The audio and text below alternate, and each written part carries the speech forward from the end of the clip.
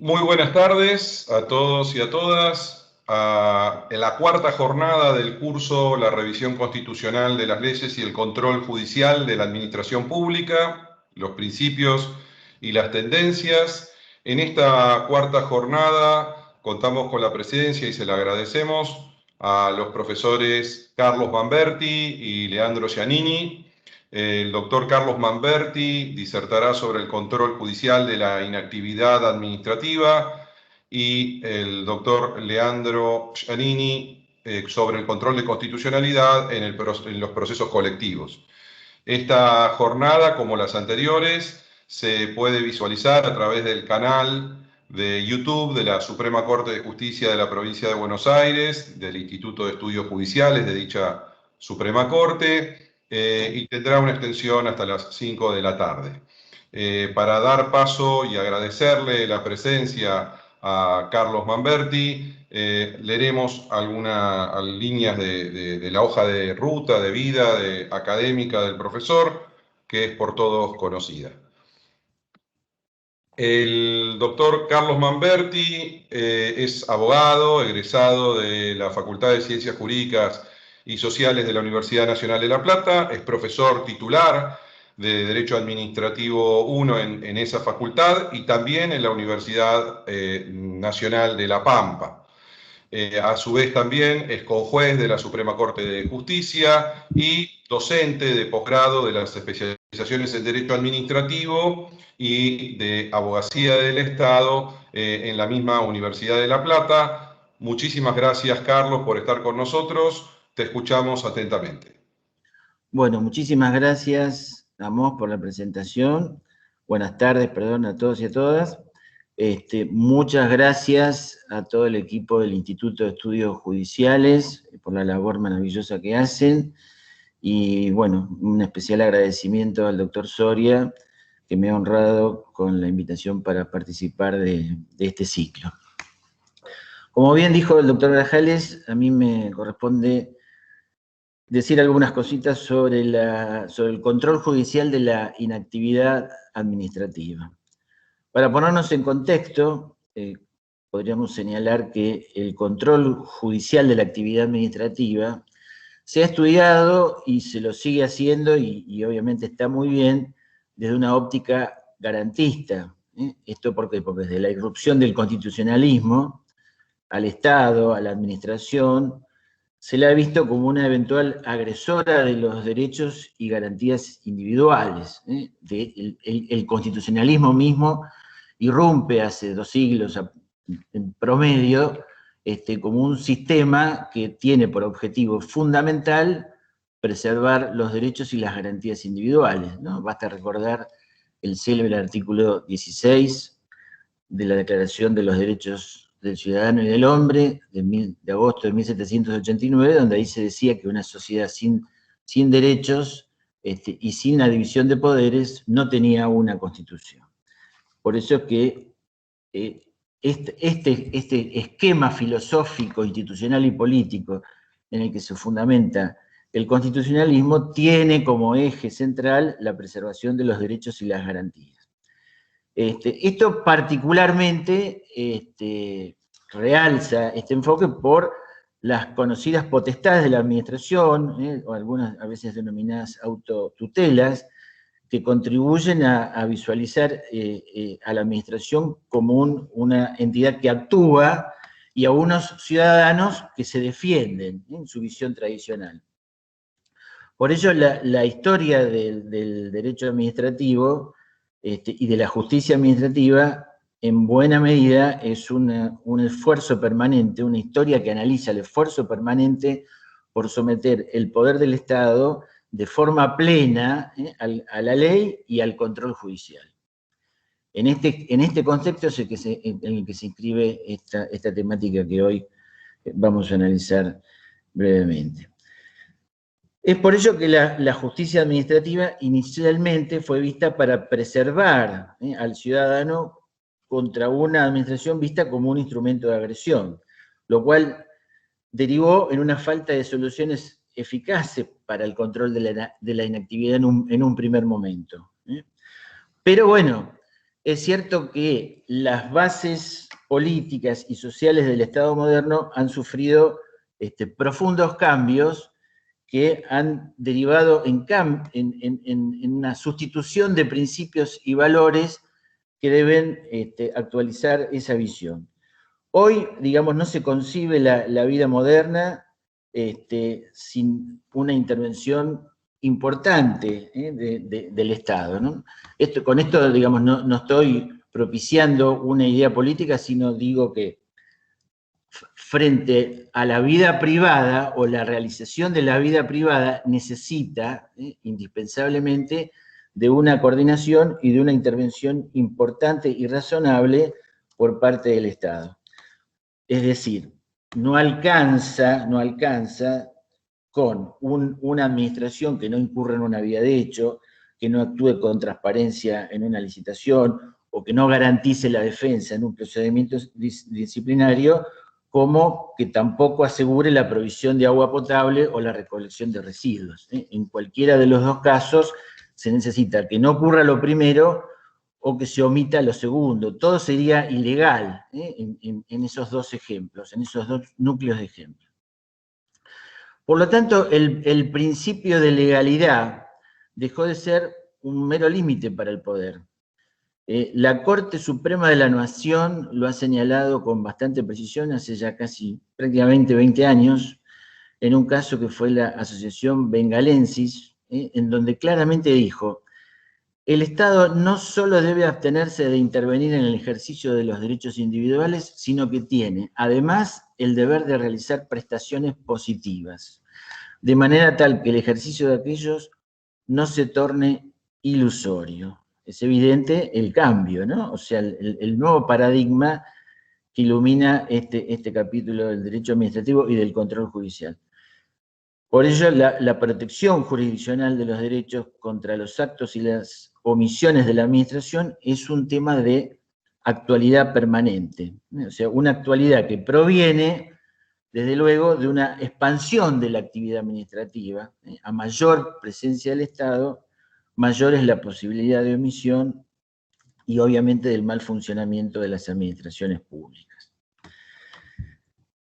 Este control judicial que hoy estamos examinando de la inactividad administrativa claramente se inscribe en lo que se conoce como principio de buena administración, que en nuestro país no está estrictamente consagrado como pasa con algunas constituciones europeas, en donde hay preceptos que así lo consagran de manera precisa, pero se puede inferir la existencia de este principio de dos, por lo menos, ideas, fuerza, que es la necesidad de una rápida y eficaz decisión administrativa, que surge de algún modo de muchas de las normas de procedimiento que se aplican a nivel nacional o en las distintas provincias, y obviamente la necesidad de satisfacer eficazmente las necesidades de los ciudadanos. Por lo tanto, podríamos decir que resulta incoherente y obviamente intolerable que un Estado a cargo de tantas responsabilidades se encuentre inactivo en algún segmento de las competencias u obligaciones que de distintos planos del ordenamiento jurídico se le imponen. Cabe destacar también, desde otro ángulo, que la inactividad puede ser, de algún modo, foco importante de corrupción. O sea, hay funcionarios que a veces omiten el ejercicio de sus competencias por intereses ajenos al bienestar general, que es lo que debe promover todos los órganos de gobierno del Estado. Así que, como se puede apreciar, hay varias cuestiones que se ponen en juego cuando examinamos lo que se denomina el control judicial de la inactividad administrativa. ¿Cuáles son los fundamentos que están en la base de este control? Yo diría son los mismos que están en la base del control de la actividad administrativa. O sea, el principio de legalidad, en esta idea de que la administración se encuentra positivamente vinculada al ordenamiento jurídico, y a los principios del derecho que de alguna manera enriquecen, particularmente en nuestra materia, el derecho administrativo, en la evolución jurisprudencial. También el principio de la tutela judicial efectiva, o sea, estamos frente a una garantía que no se tiene que debilitar para los ciudadanos cuando se litiga contra la administración. En tercer término, deberíamos señalar el principio del sometimiento pleno de la administración a la justicia, o sea, el juzgamiento de la actividad, inactividad de la administración sin restricciones, o sea, para decirlo de otro modo, un proceso judicial en el cual llegan las partes en igualdad de condiciones. Vale decir, cuando la administración actúa en su propio campo, en su propia sede, goza de las prerrogativas o potestades que conocemos, de definir de manera unilateral las situaciones jurídicas frente a los particulares, lo que se conoce como autotutela declarativa. Sus decisiones gozan de la presunción de legitimidad e incluso goza también la administración de la autotutela ejecutiva, en el sentido de la posibilidad de poner en práctica, con ciertas limitaciones, sus propias decisiones. Ese cuadro, digamos, de potestades y prerrogativas de que goza la administración en el ejercicio de su función, deberíamos decir que al momento de acceder al Tribunal de Justicia por vía de cualquiera de los procesos en los que se puede ver involucrada, ese cuadro de privilegios debe entenderse como desaparecido, suprimido por un proceso en el cual las partes se encuentren en situación de igualdad. Y finalmente, un cuarto principio, que en este análisis a veces no se menciona, pero que tratándose del control judicial de la inactividad administrativa, serían los principios de eficacia y eficiencia, que aparecen, digamos, señalados en varias normas. Destaco en principio, y después vuelvo, sobre el artículo 42 de la Constitución Nacional.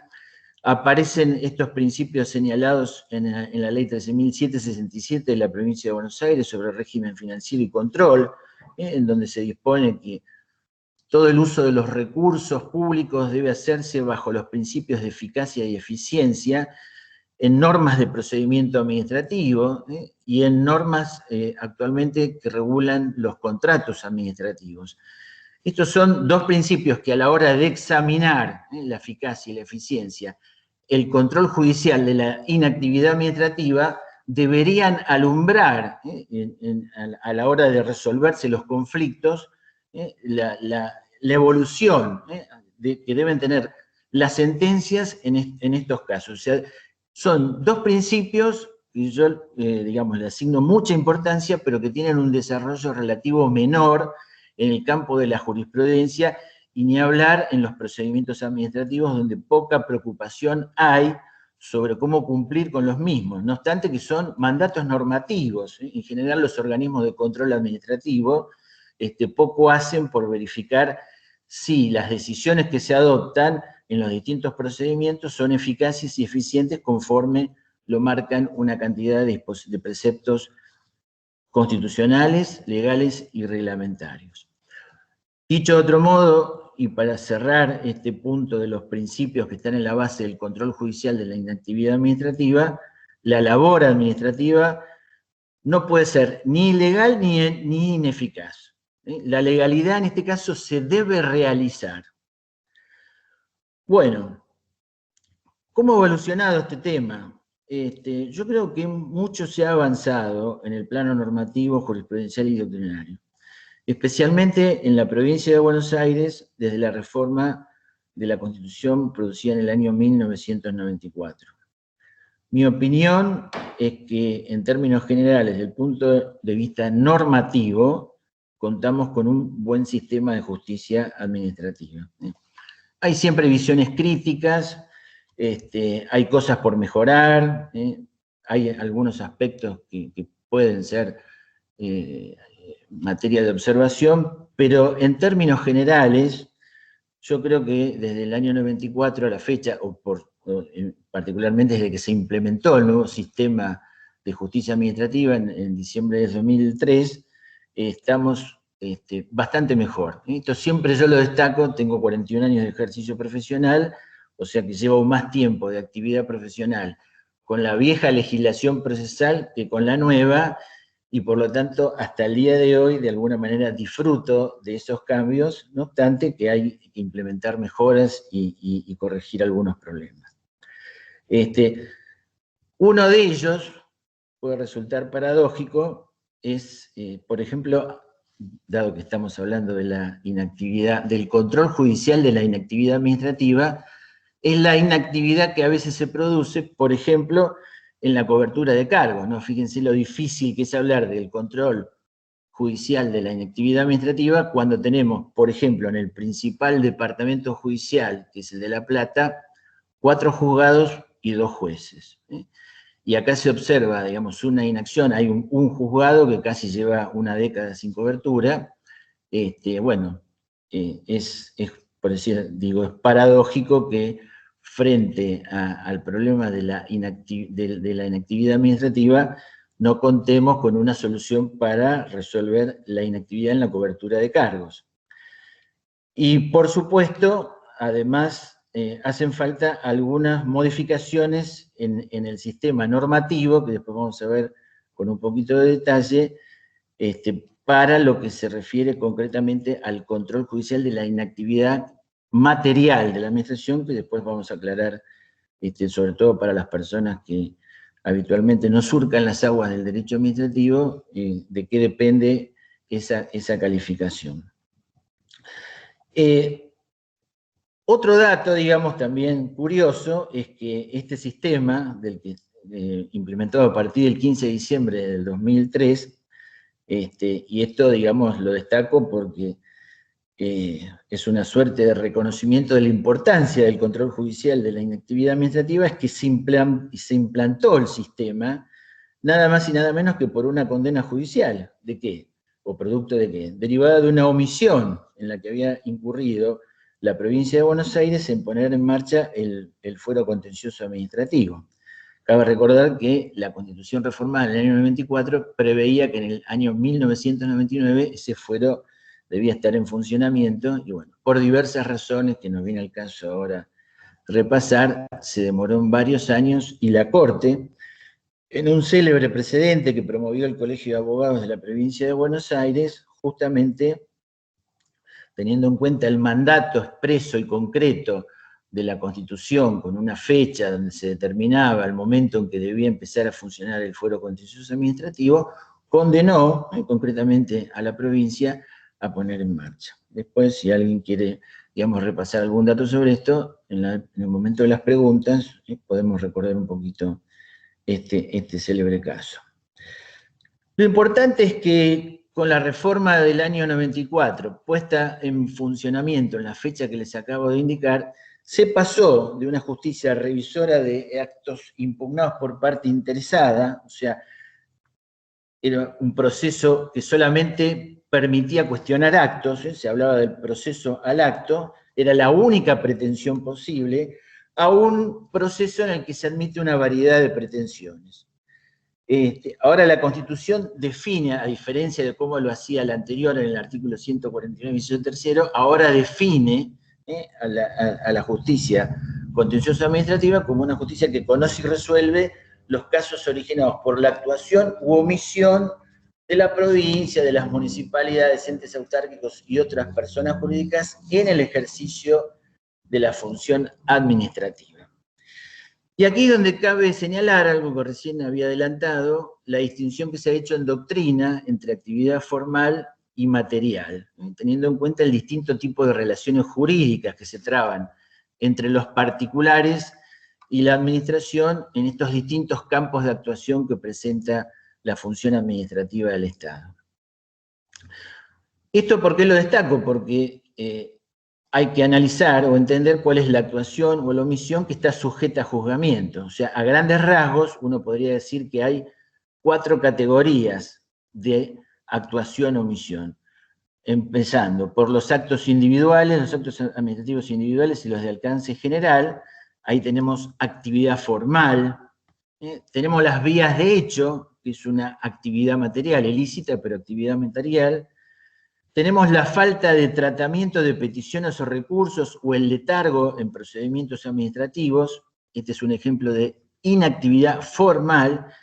Y finalmente tenemos el incumplimiento de prestaciones o deberes establecidos en normas o contratos, y acá estamos frente a la inactividad material.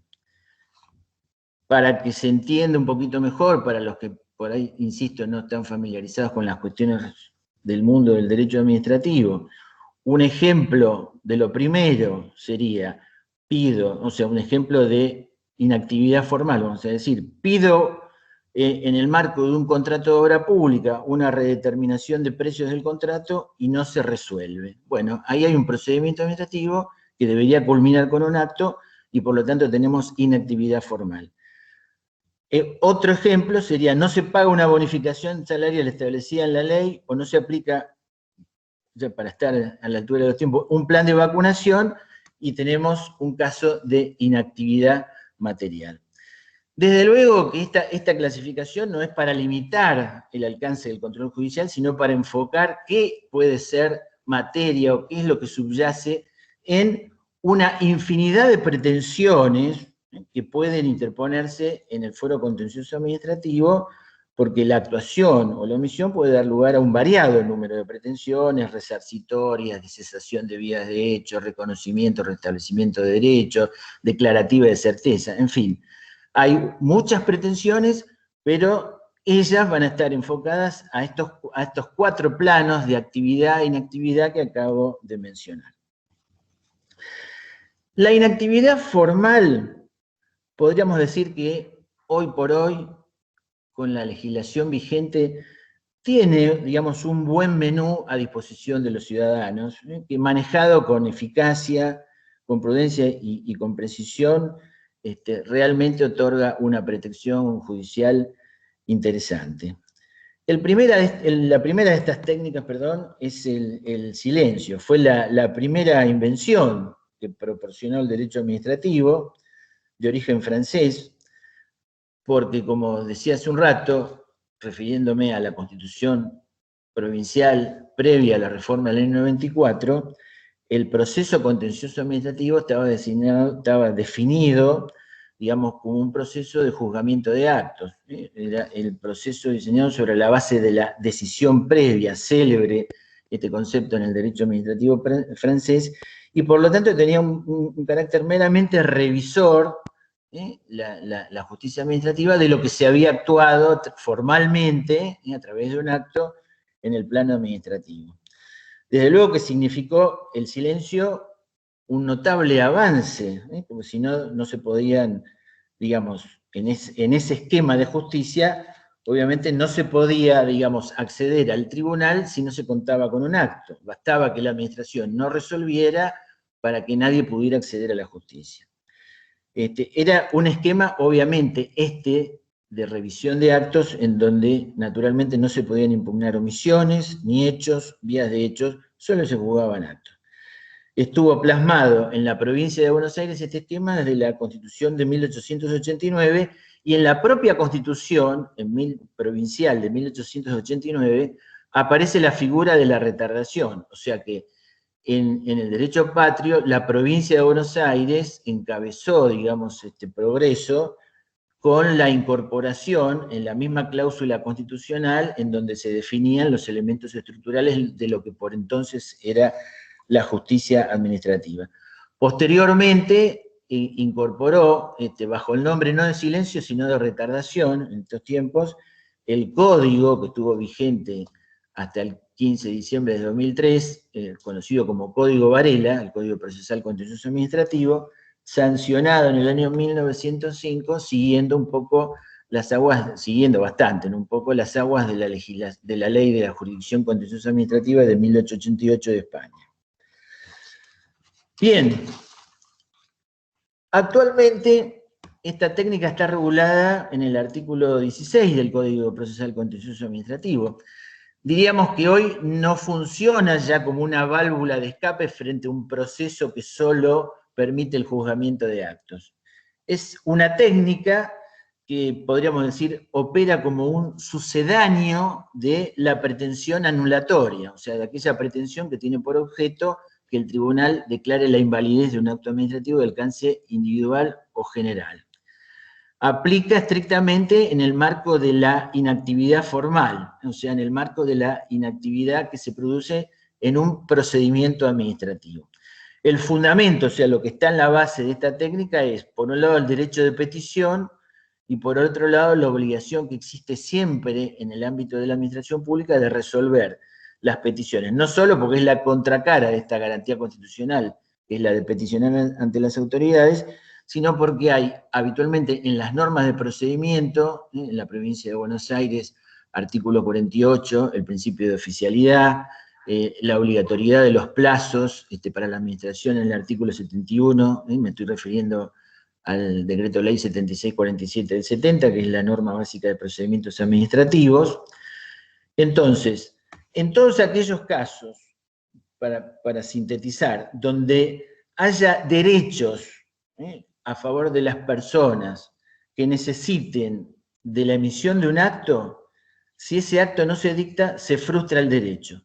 Por lo tanto, resolver es un principio hacia el principio de buena administración, y no resolver es una omisión antijurídica. Por eso estamos señalando que esta primera técnica, que es el silencio, en el marco de lo que es la actual codificación, insisto, opera como un sucedáneo, o sea, frente a la necesidad que tiene el particular de obtener un pronunciamiento de la administración. Si eso no ocurre, el silencio viene a sustituir esa forma en la que se debió expresar la administración, pero que no lo hace y que nos permite acceder a la justicia. ¿Cuál ha sido la interpretación y las tendencias de esta técnica? En mi opinión, la jurisprudencia ha sido inequívocamente progresista, y el código ha receptado en su texto algunas cuestiones que trataban de entrada de solucionar algunos problemas derivados de ciertas interpretaciones. Lo primero que cabe decir, y esto es un concepto bastante consolidado en jurisprudencia y doctrina, que el silencio es un remedio procesal, no es un acto administrativo. Claramente hay consenso de que es una ficción o una presunción establecida por la ley, siempre en un sentido negativo. En principio, desde el punto de vista procesal, el silencio tiene un sentido negativo. Por ello, y aquí es donde, digamos, tanto desde el punto de vista jurisprudencial y de la forma en que ha regulado el código, es un mecanismo que permite impugnar impugnar en este caso lo que debió ser la actividad formal de la administración, pero que no se produce, sin cumplir con los privilegios procesales que habitualmente goza la administración, que es el agotamiento de la vía administrativa y los plazos de caducidad. ¿Por qué razón? Porque cuando configuramos el silencio del modo que prescribe la ley, la acción judicial queda expedita. Por esa razón, la Corte también ha dicho que en este esquema, la situación de silencio, a diferencia de lo que ocurre con el acto administrativo, no genera un halo de presunción de legitimidad. O sea que, esto lo ha dicho la Suprema Corte de Justicia en el caso Mecchia con De Redolfi. Es una técnica que opera a favor de los particulares, y no impide o no exime a la administración del deber de resolver que siempre tiene. La administración no se puede escudar en la configuración del silencio. Esto también lo señaló la Corte hace muchísimos años en un célebre precedente de Transportes Servicor contra Municipalidad de Lomas de Zamora. La Corte lo ha definido a este instituto como un emergente dogmático del proceso adjetivo en sede administrativa. Naturalmente es conocida la forma de configuración, o sea, frente a un procedimiento iniciado a impulso de parte, y frente al vencimiento de los plazos que hay que estar a los que regula la ley 7647, se hace la denuncia de mora y a los 30 días siguientes se configura el silencio. Hoy, obviamente, estamos en un esquema complicado, producto de la situación de emergencia derivada del COVID. Tenemos vigente un decreto 167 del 20 que ha suspendido, digamos, los plazos y, bueno, puede dar lugar a algunas interpretaciones que, en todo caso, después, en el momento de las preguntas, si las hay, vamos a dar algunas opiniones. La otra técnica es el amparo por mora. También ha tenido un desarrollo jurisprudencial muy favorable, es un breve proceso con una pretensión de orden judicial de pronto despacho. Está claro que acá el juez no sustituye a la administración ni dicta la resolución de fondo, simplemente le impone un deber a la administración de pronunciarse en el marco de un procedimiento administrativo que se encuentra pendiente. Es una buena opción frente al silencio, porque, bueno, en aquellos casos en que el juez no puede sustituir a la administración, en los procedimientos iniciados de oficio, por ejemplo, un concurso, una licitación, donde el silencio no se le puede dar una interpretación determinada, como ocurre en aquellos otros procedimientos donde operan o se formulan a instancia de un particular. Y de otro punto de vista, también es una buena opción cuando el particular necesita conocer los fundamentos de lo que podría ser un eventual acto negativo de la administración. O sea, la dificultad que presenta el silencio es que no conocemos, o sea, podemos demandar al Estado, pero no conocemos las razones por las cuales presuntamente se ha denegado nuestra petición. Es un trámite muy sencillo, por el cual se condena a lo que el Código denomina autoridad responsable. Los presupuestos son ser parte en un procedimiento administrativo. Esto también ha recibido una amplia legitimación a través de la Suprema Corte de Justicia en un famoso precedente Merlo Campo del año 2016. Se configura por el mero vencimiento de los plazos. Ahí en este caso, Merlo Campo se discutía la legitimación, digamos, de una vecina que había reclamado a la Municipalidad de La Plata una serie de servicios vinculados a la seguridad, recolección de residuos, etcétera, etcétera. Y digamos, la acción prosperó en primera instancia, pero la Cámara de oficio revocó diciendo que la vecina no tenía legitimación suficiente. Entonces llegó a la Corte superó ese obstáculo, hizo una correcta interpretación de lo que sería el artículo 10 de la Ley 7647 o de la Ordenanza General 267, que es el equivalente en el ámbito municipal, a la luz de lo que establece el artículo 13 del Código Procesal Contencioso Administrativo y el artículo 15 de la Constitución Provincial, en donde se reconoció una amplia legitimación para peticionar en sede administrativa.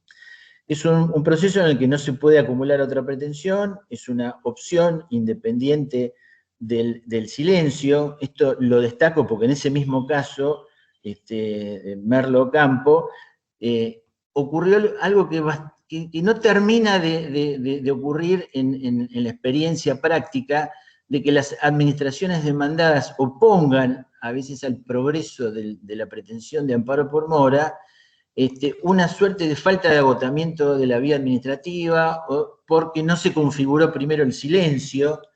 Bueno, esto no es así. Esto lo dijo claramente la Corte en el caso Merlo Campo, o sea que son técnicas que operan de manera diferenciada. Y bueno, frente al eventual incumplimiento de la sentencia, cosa que es bastante frecuente, y por mi experiencia personal en los últimos tiempos sobre todo, bueno, es una sentencia que naturalmente no se puede ejecutar como otras sentencias que se dictan en el marco de los procesos administrativos, pero sí se puede recurrir a una herramienta que a veces resulta eficaz, que son las sanciones combinatorias.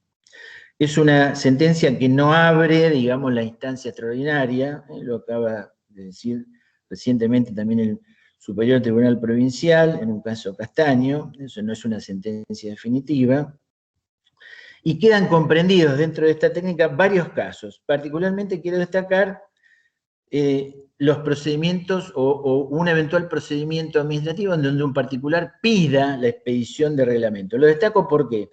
Porque cada vez hay más leyes en donde el legislador ordena o autoriza a la administración a que dicte normas complementarias de desarrollo, sin las cuales a veces la ley resulta inaplicable.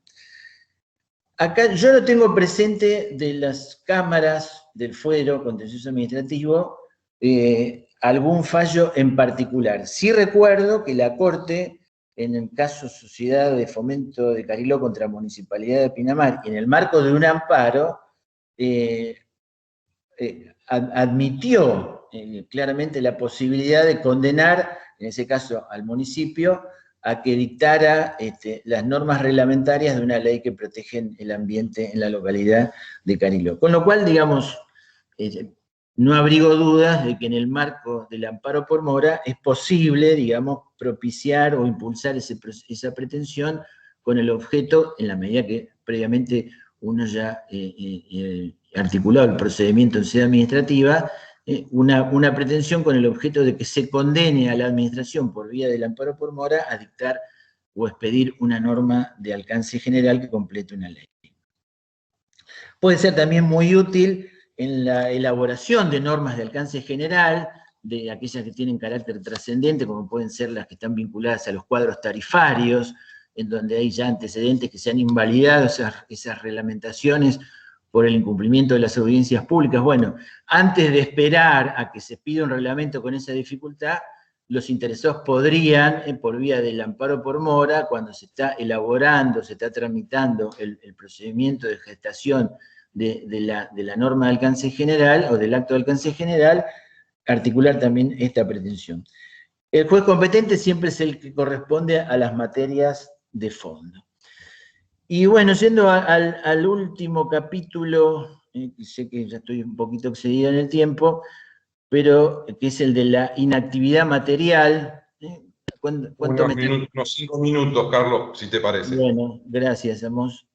En el campo de la inactividad material, recordemos hoy la clasificación que expuse, es donde yo creo que hoy se encuentra el núcleo más importante de los problemas. Hay acá claramente un atraso normativo,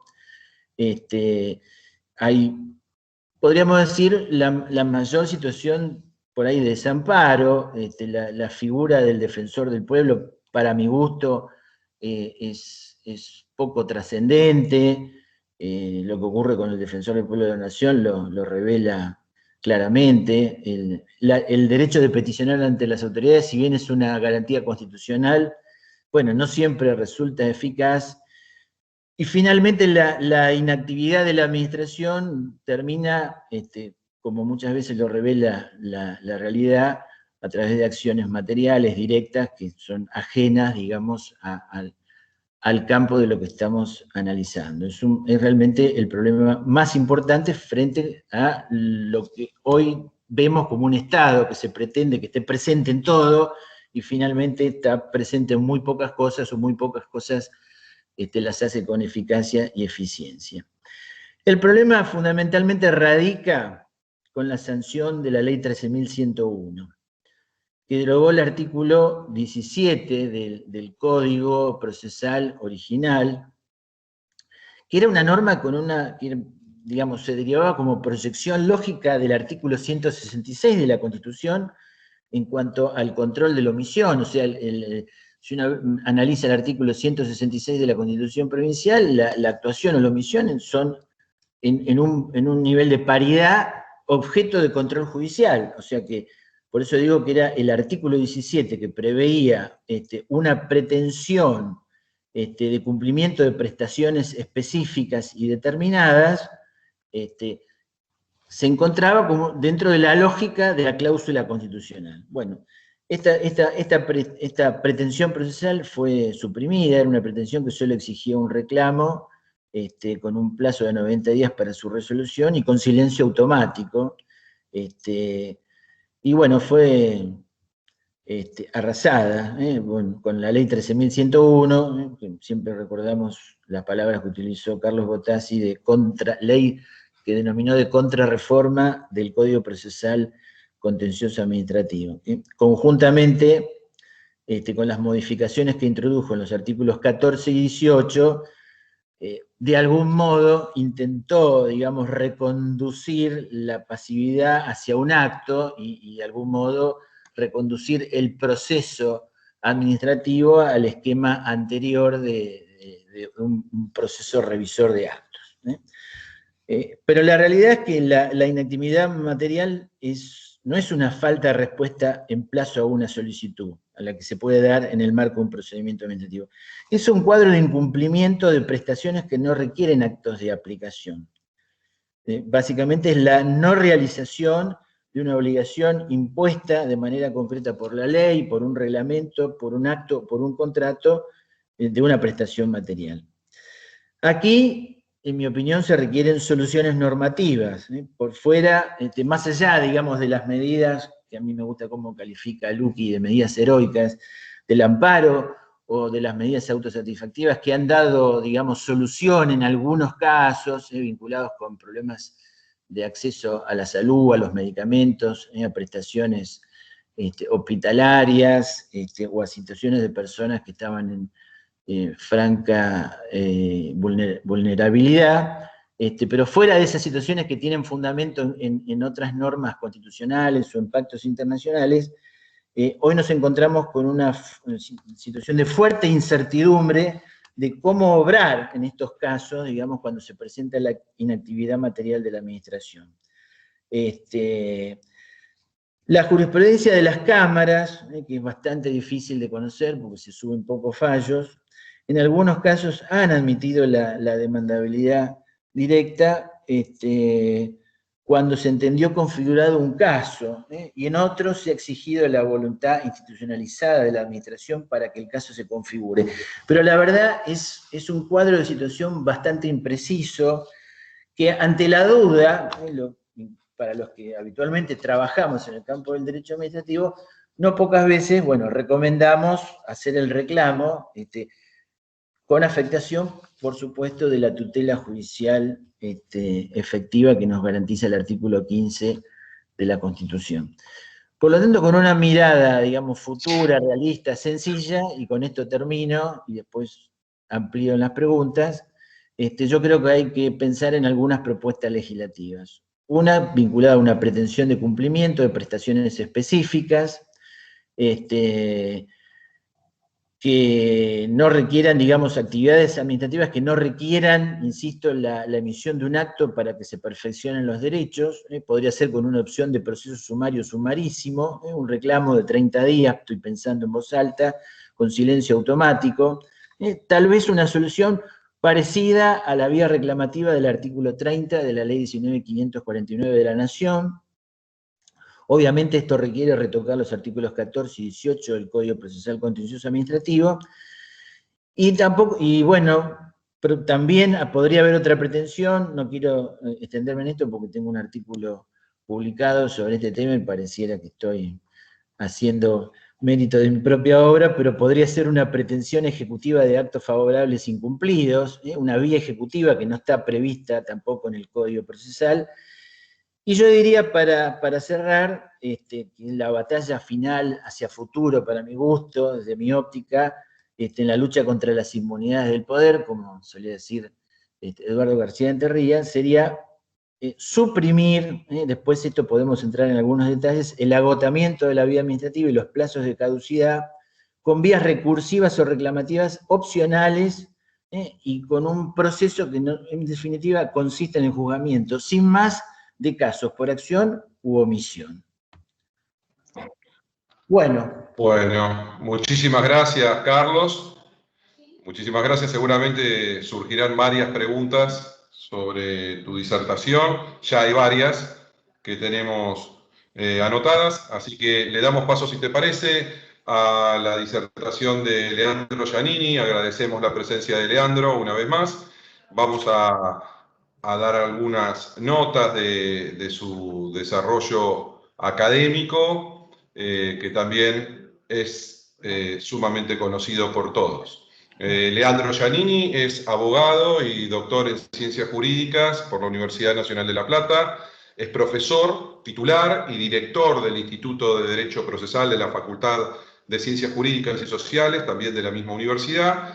Y entre numerosas publicaciones referidas a la temática que va a abordar en el día de la fecha, pueden mencionarse sus obras sobre la tutela colectiva de los derechos individuales homogéneos, los procesos colectivos en el derecho público argentino y múltiples artículos y trabajos de investigación que pueden encontrar, si ustedes quieren, en la página de la Universidad Nacional de La Plata, .academia.edu/Leonardo Giannini. Allí podrán encontrar todos esos antecedentes doctrinarios de suma importancia para el tema que nos convoca hoy. También les recordamos que a través del canal de YouTube por el cual ustedes están asistiendo a esta charla pueden realizar sus preguntas para cualquiera de los dos disertantes o para ambos. Al finalizar realizaremos una selección de las preguntas, siempre exceden la posibilidad de tiempo que tenemos en el curso, pero les pedimos por favor que las realicen a través de esa vía. Leandro, como siempre, muchísimas gracias, te escuchamos atentamente. Bien, bueno, muchas gracias, Amos, gracias por la presentación y a la Suprema Corte por esta invitación, personalizando el agradecimiento en este caso con el doctor Daniel Soria. Siempre es un gusto, es un placer y es un honor además ser parte de jornadas organizadas por la Suprema Corte de la Provincia de Buenos Aires. Y en particular tener el gusto asociado de compartir la mesa con un docente de la trayectoria y de la calidad de Carlos Manberti. Voy a tocar el tema en el plazo que tenemos. Siempre estas exposiciones llevan a quien desarrolla la presentación o la intervención a tener que elegir dentro de los distintos problemas que están dando vuelta alrededor de la institución que trata, aquellos que considera tal vez de mayor actualidad o más trascendentes para mejorar la experiencia en el tránsito de la ciudadanía y de la abogacía y de la judicatura sobre las instituciones que están tratando. En mi caso, el proceso colectivo como un instrumento de control constitucional tiene muchísimas aristas, muchísimos aspectos técnicos que podrían ser tratados y que en particular generan una multiplicidad de preocupaciones en todo protagonista del litigio colectivo, desde la ciudadanía a la abogacía, a la judicatura y todos los caminos de asesoramiento intermedios, porque se agrava, decía, la problemática, porque como es sabido el estado de situación de los procesos colectivos en Argentina, a diferencia de otras instituciones, que pueden ser difíciles, pero al menos tienen algún elenco, algún plan, alguna hoja de ruta diseñado por la reglamentación legislativa que permite enfrentar los dilemas que ocasionan las instituciones y que nunca el legislador va a poder resolver definitivamente, por lo menos conociendo los factores que tienen que ser utilizados en cada caso concreto para ponderar y resolver esos problemas. En el caso de los procesos colectivos, Argentina desde hace años tiene una cláusula constitucional con la reforma del 94, que es muy conocida, una doctrina que tiene o ha producido un corpus calificado de contenidos fundamentales para el estudio adecuado de la problemática de este mecanismo de enjuiciamiento, especialmente en la doctrina argentina, que ha hecho aportes significativos a nivel, diría yo, no solo nacional, sino regional e incluso internacional en esta materia. Tiene, en cambio, frente a estos desarrollos, en los que los diálogos, hay que decirlo, estas jornadas son interesantes precisamente porque la doctrina que ha tratado la temática, no solo, por supuesto, se trata de doctrina procesal, la doctrina administrativa de derecho público constitucional ha dedicado muy buenas páginas a esta cuestión en las distintas fases evolutivas en las que el problema ha sido analizado. Y en la actualidad, se puede decir, tenemos este corpus calificado de contenidos que nos lleva a decir, bueno, en ese punto el estado de situación por lo menos nos permite estudiar adecuadamente de qué estamos hablando cuando hablamos de procesos colectivos y nutrirnos de algunos contenidos adecuados como para tener una experiencia razonablemente adecuada en el sistema de justicia. Nuestro gran déficit es que mantenemos un lamentable estado de demora legislativa a 27 años de la reforma constitucional del 94, a 11 años de Alavi, que debería ser visto como una suerte de carta documento de la Corte Suprema al Poder Legislativo, una suerte de constitución en mora expresa de la Corte Suprema, del máximo tribunal del país, al Poder Legislativo para que tome cartas en el asunto, con estas mismas palabras, no porque dijo, uy, bueno, como el Siri, no hay la omisión del legislador y del legislador procesal no puede ser un obstáculo para la vigencia de una garantía. No, dice expresamente sobre este punto hay un estado de demora legislativa lamentable que debe ser solucionado del modo más rápido posible. Por distintos problemas, muchos de ellos ajenos a la técnica legislativa y más propio del juego político institucional de nuestro país, esa legislación nunca ha visto la luz, pese a que ya existen incluso varios anteproyectos de ley y algunos proyectos ya presentados en el Congreso de distinta calidad, en distintas fases, que han intentado salir de este cuadro de situación.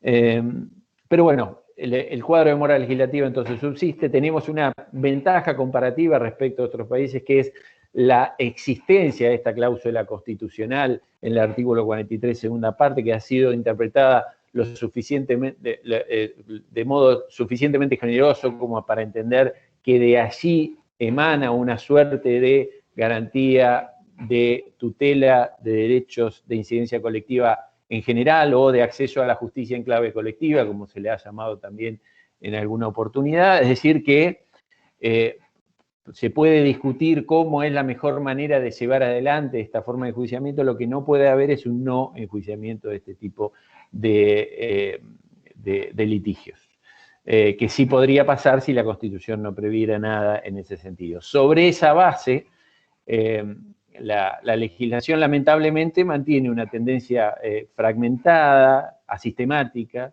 de legislación. Con esto quiero decir, regula algunas poquitas instituciones y problemas del proceso colectivo y lo hace regulando por materias. Es decir, hace todo lo que el legislador en líneas generales, en la concepción sistemática de la legislación y de la construcción de las instituciones legislativas, no debe hacer, ¿sí? Regula entonces algunas cosas del proceso colectivo, regula la legitimación, por ejemplo, que ya está casi en la Constitución quiénes son los legitimados, pero puede agregar algunos más y hacer algunas precisiones al respecto, y regula en algunos casos la cosa juzgada, ¿sí? La puerta de entrada, la puerta de salida. Dice poco acerca de qué es lo que pasa en el medio y qué es lo que pasa después de que la sentencia se dicta, que son buena parte de los grandísimos problemas que tiene la experiencia práctica cotidiana en materia de litigios colectivos. Entonces regula algunas y además las que regula las regula por materia. Y de ese modo diseña soluciones a estos pocos problemas que regula de modo contradictorio entre las distintas materias en las que se toca el litigio colectivo, ¿sí? Hay una legitimación para el proceso ambiental, una cosa juzgada para el proceso ambiental, una cosa juzgada para el amparo, una cosa juzgada para el sistema de tutela de derechos de usuarios y consumidores y así sucesivamente.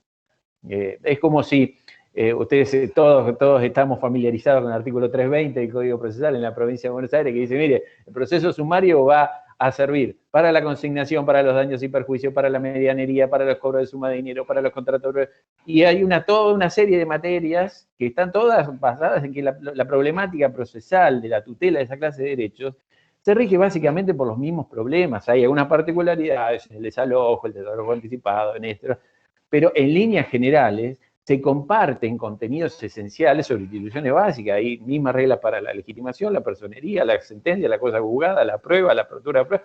No puede haber distintas procesos, un proceso sumario para la consignación, otras veces sería muy poco práctico, muy poco sistemático y además con un enorme riesgo de contradicción, como es el que se materializa en los procesos colectivos. Es decir, en procesos colectivos el legislador ha hecho prácticamente todo lo que no hay que hacer para tener una salida decorosa de la mora legislativa a la que todavía estamos sometidos. Eso hace que, como también es muy conocido, la jurisprudencia haya avanzado para suplir esta forma de omisión inconstitucional, llamémosle, de reglamentación de esta vía procesal, siempre partiendo del principio que sí se puede decir consagrado en Siri, ¿sí? Según el cual la omisión del legislador, en particular del legislador procesal, no puede condicionar la eficacia de una garantía reconocida en la Constitución, ¿sí? Entonces, si existe esa garantía, el legislador procesal no puede condicionar, por su omisión, la vigencia y existencia de esa garantía. Y los jueces tienen en cada caso la necesidad de solucionar ese cuadro omisivo, introduciendo algunas reglas, factores, parámetros o principios aplicables para tratar de solucionar todo aquello que el legislador todavía no ha solucionado. Por supuesto que los tribunales lo han hecho con distinta calidad, se han aproximado de distinta manera. Es muy conocido en este sentido, el caso recién citado, el caso Alavi, que resuelve algunos aspectos de la problemática de los procesos colectivos, y como por ejemplo la temática de los presupuestos de admisión de los procesos colectivos. ¿Cuándo es posible llevar, responde a la pregunta, ¿cuándo es posible llevar en clave colectiva un caso a los tribunales? O, lo que es lo mismo, es decir, ¿cuándo una persona se puede autonominar como representante de un grupo cuando todos esos miembros del grupo no le dieron un poder, una autorización, un mandato expreso para representarlos? ¿En qué medida y sobre la base de qué recaudos esa autoasignación de una legitimación para la tutela de derechos total o parcialmente ajenos, ¿sí? Digo totalmente porque a veces el defensor del pueblo cuando litiga por la tarifa telefónica y el defensor del pueblo en su oficina recibe la línea de Telecom, es obviamente que no hay ningún derecho que sea del defensor del pueblo en particular, sino es totalmente ajeno a aquello por lo que está litigando. Y en otras circunstancias, como en las situaciones de concurrencia en la que un afectado tiene un derecho perteneciente divisible o indivisiblemente a una pluralidad relevante de personas, se puede decir que la legitimación en ese punto es el reconocimiento de la atribución para litigar sobre derechos que en parte son míos y concurrente o indivisiblemente también son de otras personas que podrían. Bueno, ¿en qué medida, en qué situaciones, bajo qué condiciones eso es posible? Tema de los presupuestos de admisión. Yo lo que les voy a proponer es recorrer 3 puntos centrales, algunos técnico-legales y otros de índole en lo que lo técnico-legal es una condición necesaria pero insuficiente para atender adecuadamente esta temática. El primero de ellos, de los problemas que creo yo que al día de hoy los procesos colectivos tienen, por supuesto, quienes litigan en procesos colectivos, los integrantes de órganos jurisdiccionales, la abogacía que está aquí presente, va a tener una serie infinita de preguntas adicionales, específicas para resolver cualquiera de los problemas ponderativos que la omisión del legislador impone en el ejercicio cotidiano de la profesión en esta rama de trabajo. Y lo dejo en ese caso para las preguntas. A mí me parece que la selección que hago es una selección de 3 problemas que en este tiempo puedo analizar y que son muy relevantes y necesitan una solución inmediata. Respecto de los presupuestos de admisión, ¿sí? Primer problema a analizar. Es uno de los principales problemas del proceso colectivo porque responde a una pregunta muy relevante, ¿sí? ¿Cuándo es posible llevar y cuándo alguien puede de esta manera autoasignarse la atribución de litigar sobre derechos ajenos, total o parcialmente ajenos? Y es una de las principales lagunas legislativas, ¿sí? No todos los ordenamientos contemplan, ni aún los que por materias tratan esta cuestión, contemplan esta situación. Y algunos ordenamientos muy importantes, como la Ley General del Ambiente o el Código o la Ley de Defensa del Consumidor, omiten aspectos centrales de esta problemática. ¿Para qué sirven los presupuestos de admisión? Vimos la respuesta que trata de preguntar, pero en líneas generales, ¿para qué sirve cuando un legislador procesal contempla una serie de presupuestos, sea para que se admita el amparo individual o el proceso ejecutivo, ¿sí? La ejecución hipotecaria o cualquier? En líneas generales lo que el legislador contempla es, bueno, voy a prever una serie de presupuestos que me permitan a la institución que estoy regulando cumplir con sus objetivos, ¿sí? Todo lo que yo estoy exigiendo va a ser tendencialmente orientado a que la institución analizada cumpla sus objetivos, sea cuales fueran esos objetivos de esa institución. En el caso de los procesos colectivos, no hay ninguna excepción a esta regla. ¿Sí? Se prevén en líneas generales en nuestro país y en los ordenamientos comprados esta clase de requisitos, fundamentalmente para cumplir con los objetivos de la institución que se contempla y adicionalmente para tratar de controlar que el cumplimiento de esos objetivos sea respetuoso de otras garantías constitucionales. Me explico brevemente. El proceso colectivo sirve para varias cosas, pero básicamente, y para simplificarlo, sirve para dos, ¿sí? Hay muchas otras finalidades de los procesos colectivos que de alguna manera, se puede decir, son una derivación de estas dos grandes finalidades.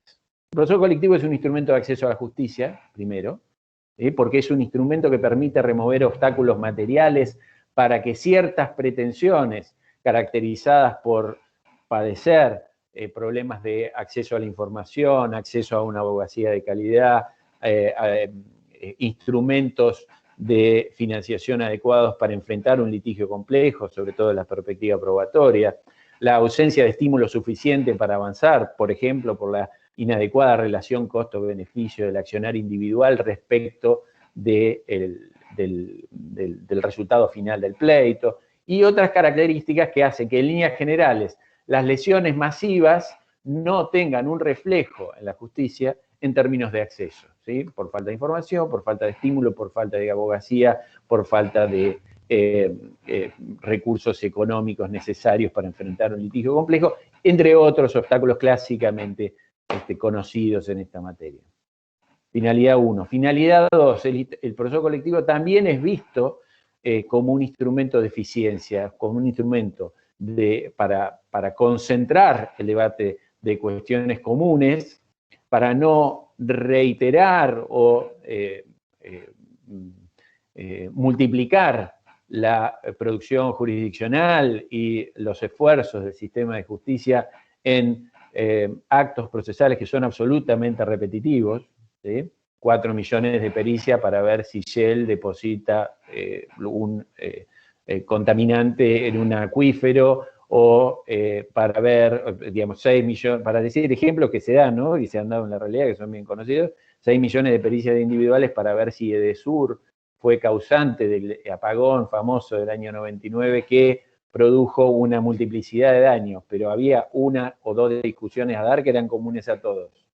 ¿Se hicieron o no se hicieron las inversiones? 1. 2. Esas ausencias de inversiones, en caso de que las hubiera habido, ¿fueron la causa adecuada y suficiente de los daños producidos? Punto. Después cada uno les decía, a mí ese apagón me produjo que perdí toda la mercadería, a mí que estaba... me quemó los televisores y la heladera, y a uno que era electrodependiente le produjo daños a la salud, incluso la muerte. Entonces, pero la concentración, lo absurdo de multiplicar 6 millones de pericias para discutir estos aspectos comunes es el ejemplo típico de cómo el proceso colectivo sirve como un instrumento de eficiencia, ¿sí? De hacer lo mismo pero más rápido y con menos costo. Por supuesto, de esta manera, con estas finalidades, se contribuye a otras finalidades que los procesos colectivos clásicamente también se dice que tienen. ¿Sí? A tener más acceso, por supuesto, hay más participación ciudadana en el control de la política pública. Al tener eficiencia y resolver concentradamente, beneficio el tratamiento igualitario, paritario ante la ley, y evito las sentencias contradictorias. Al brindar acceso a la justicia, contribuyo a que las personas que pueden ser potencialmente agentes activos de daños masivos respeten voluntariamente el derecho antes de violarlo, pensando que nadie va a litigar una cuestión de estas características. Es decir, que una empresa, el Estado, quien sea, tome la decisión de dañar poco a muchos en vez de dañar mucho a pocos, ¿sí? Es decir, si daño poco a muchos, esos muchos no van a tener un instrumento para tutelar y por lo tanto voy a estimular la conducta irrespetuosa del ordenamiento jurídico y la toma de decisiones que afecten este tipo de daños, ¿sí? Entonces, al dar acceso, además de romper barreras, produzco otras consecuencias, ¿sí? Al dar eficiencia y concentración, produzco otras consecuencias. Entonces, en los procesos colectivos hay una serie de requisitos que buscan que el enjuiciamiento de esta clase de controversias se concentren y eviten que el proceso colectivo se transforme en un leviatán que sea una solución más complicada que la que trata de remediar. Y además, adicionalmente, dije, hay otros requisitos que no tienen tanto que ver con la preservación de los objetivos del proceso colectivo, sino que controlar que esa herramienta no sea lesiva de otras garantías, ¿sí? Entonces, yo diría, hay cierto consenso sobre las primeras y hay problemas sobre las segundas. Me explico nuevamente. Hay cierto consenso que para preservar los procesos colectivos, ¿sí?, procesos de justicia, de eficiencia, se exija básicamente que seamos muchos y litiguemos por lo mismo.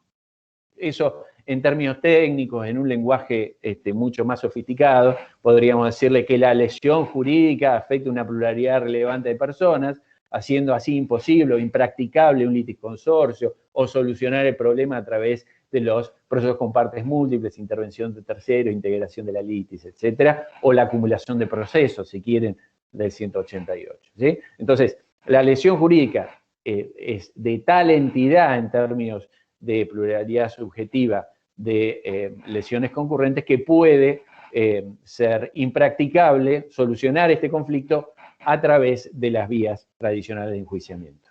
En esto hay acuerdos generalizados, le ponen distintos nombres o se regula de más o de distinta manera en distintos ordenamientos comparados. Algunos le ponen un límite mínimo, 100 personas en adelante es impracticable, 100 personas, bueno, les pueden poner numéricamente, porque es una mala decisión legislativa, pero lo que digo es que se ha regulado de distinta manera y se le ha puesto nombres como la numerosity, la jointer impracticability, la impracticabilidad del litisconsorcio, o ALABI, la pluralidad relevante de personas, igual que López de la Suprema Corte. Somos muchos. Y no lo podemos solucionar a través de las vías clásicas. Segundo, discutimos por lo mismo. Porque los argentinos somos 50 millones y si uno tiene un problema ambiental, el otro tiene un problema de alimentos del hijo, el otro tiene un problema de desalojo con su vecino y el otro tiene una acción posesoria, bueno, sí, somos muchos, pero no tiene nada que ver una pretensión con la otra. Entonces, tenemos un predominio, digamos, le podemos decir de muchas maneras, al discutimos por lo mismo, pero básicamente se va a exigir de distintas maneras que predominen las cuestiones comunes sobre las individuales. ¿Sí? Es decir, que estemos discutiendo sobre aspectos en las que lo común predomina sobre lo individual. Y predomina, diría yo, cualitativamente, no cuantitativamente. ¿Sí? Cualitativamente significa que en el ejemplo que yo les di del famoso apagón del 99, sí, por supuesto, en ese solo caso hay dos cuestiones comunes, 6 millones individuales. ¿Sí? Hay dos cuestiones comunes. ¿Cuál fue la causa de todos estos daños? Fueron dos causas. ¿Las probamos en común? Sí, eso me sirve para evitar la repetición de todas esas pericias y pruebas, etc. Las cuestiones individuales, y son 6 millones. ¿Sí? Uno que se le cayó, el otro que murió, el otro que la heladera, el otro que... Bueno, entonces, la exigencia de predominio, en líneas generales, se entiende como que las cuestiones individuales no sean obstáculo para litigar concentradamente los aspectos comunes. Esa es como puede definirse mejor esta fórmula. ¿Sí? Entonces, se le ha dado muchas también expresiones. ¿Sí? Es un predominio que, por supuesto, en el caso de pretensiones indivisibles pertenecientes a esta pluralidad relevante de personas, para muchos se puede decir casi que se presume con el solo ejercicio de la acción de tutela de esa clase de bienes. Es lo que dice ALABI, ¿no? Es decir, cuando hay, como dice ALABI entre comillas, un caso colectivo referido a bienes o a derechos de incidencia colectiva referidos a bienes indivisibles, estamos ante, o a bienes colectivos stricto sensu, como quieran llamarle, derechos difusos en la década del 80, bueno, como quieran llamarle, frente a esa clase de situaciones, cuando alguien está buscando directamente tutelar esa clase de bienes o los derechos asociados a esa clase de bienes, el solo hecho de que haya pluralidad relevante de personas y que la pretensión se enfoque sobre el objeto de ese bien, de ese derecho, es suficiente para asegurar que hay predominio. Si hay 4 millones de personas y quieren hacer cesar la contaminación de la cuenca Matanza-Riachuelo, no es necesario demostrar demasiado o introducir argumentos demasiado sofisticados para verificar que esa pretensión se va a concentrar adecuadamente sobre los aspectos comunes de la controversia. ¿Sí? Lo que sí necesita en caso de los derechos individuales homogéneos es una demostración explícita que a veces en el caso de los derechos difusos, pertenecientes a bienes indivisibles, etc., como quieran llamarle, en estos casos, los bienes divisibles, derechos individuales homogéneos, cuando hay derechos susceptibles de apropiación exclusiva, pero que pertenecen a una pluralidad relevante de personas, haciendo imposible el consorcio o impracticable o ineficiente, La tutela del derecho individual homogéneo requiere, respecto del que pretende, una demostración de ese predominio de aspectos comunes, porque es más probable que los aspectos individuales puedan condicionar la adecuada solución de la controversia de otro modo. Y a eso también se le ha dado distintos nombres, el origen común de la lesión, ¿sí? Estos dos problemas originaron todas estas lesiones individuales, etc. Es decir, el origen común, el predominio de cuestiones comunes sobre individuales, que es una fórmula de la regla federal 23, etc. Repito, un predominio cualitativo, que es el que debe predominar y no cuantitativo.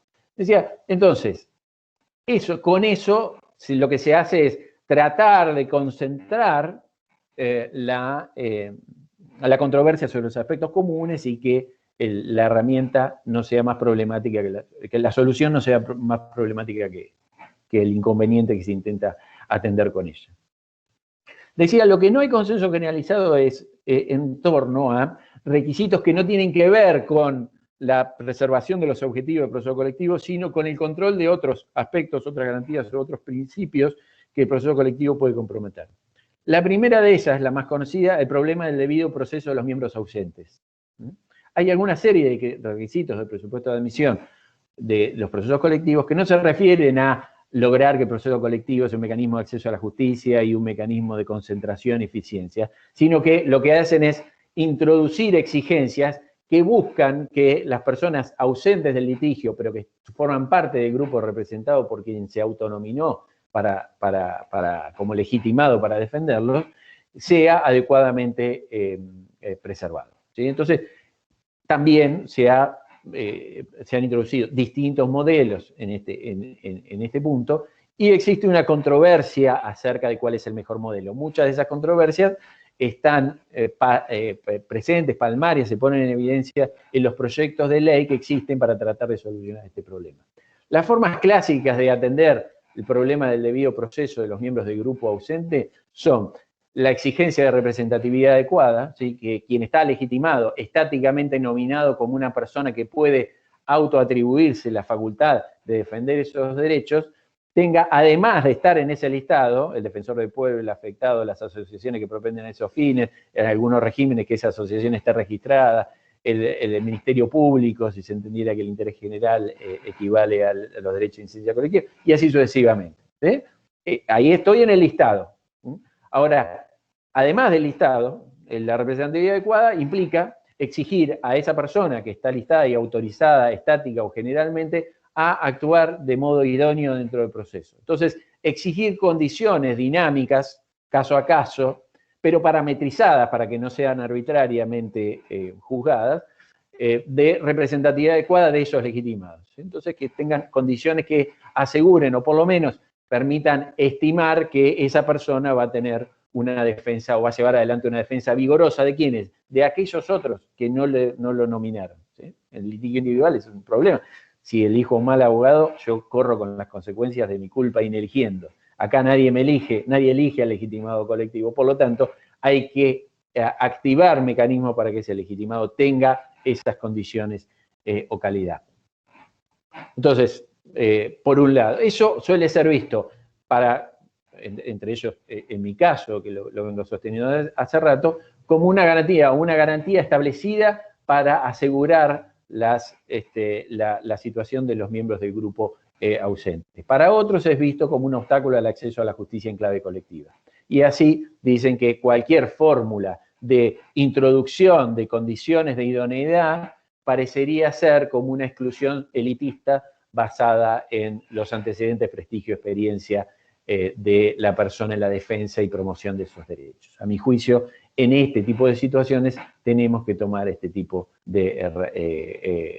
tenemos que introducir este tipo de herramientas. Alavi lo dice expresamente, esto es una exigencia que en ausencia de otra de legislación, esta exigencia es exigible, representatividad adecuada. Hay otras, ¿sí?, como la publicidad, en la que la discusión básicamente es en cómo hago para publicitar adecuadamente un proceso colectivo. El registro, los edictos en general sirven poco, pero son herramientas.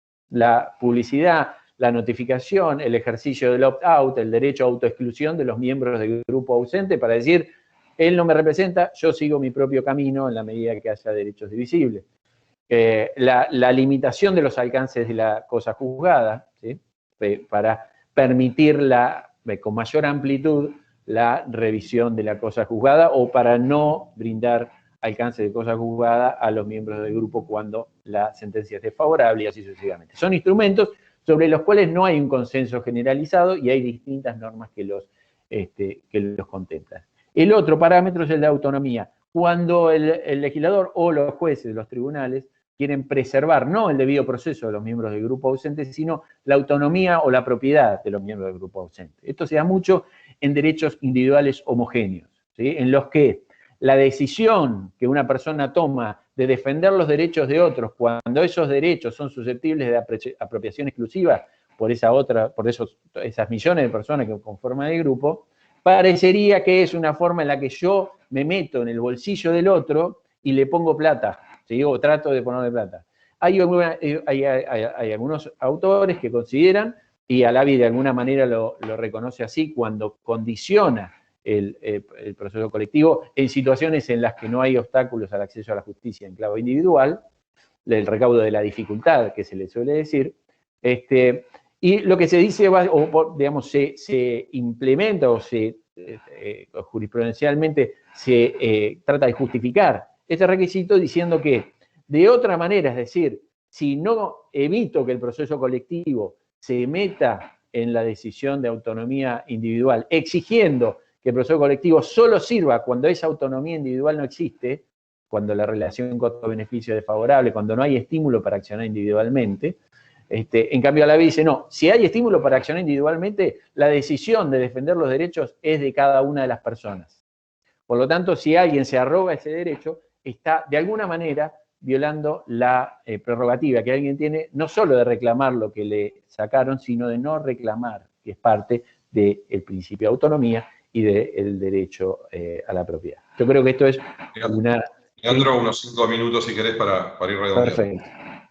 Esto es una lectura, repito, es una lectura equivocada, que Alavi hace explícita y que además ha aplicado de un modo disfuncional en precedentes posteriores, y que la Suprema Corte de la Provincia de Buenos Aires, a diferencia de Alavi, venía sosteniendo y venía apartándose de esa lógica, tornando los requisitos de admisibilidad de los procesos colectivos mucho más sencillos de interpretar y aplicar, pero además no cayendo en este error que Alavi, a mi juicio, comete. El proceso colectivo, aun cuando se trate de derechos individuales homogéneos, nunca se mete en la autonomía individual. Si alguien que está fuera del grupo, está dentro del grupo, pero fuera de la acción, no quiere que me pongan plata en mi bolsillo, tiene una herramienta que se llama opt-out, derecho de autoexclusión. Nunca alguien que no quiere, es decir, que dice, no, yo no quiero que la empresa que me dañó me pague, no, yo quiero que use esa plata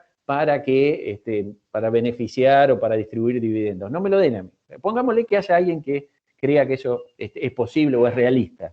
Si eso fuera así, esa persona tiene que optar por autoexcluirse y nunca nadie se va a meter en su plata y en su bolsillo, en su autonomía o en su decisión individual. Entonces, la autonomía se preserva en el proceso colectivo en plenitud, no necesita un requisito que es, a mi juicio, poco realista y que tiene consecuencias absolutamente desastrosas.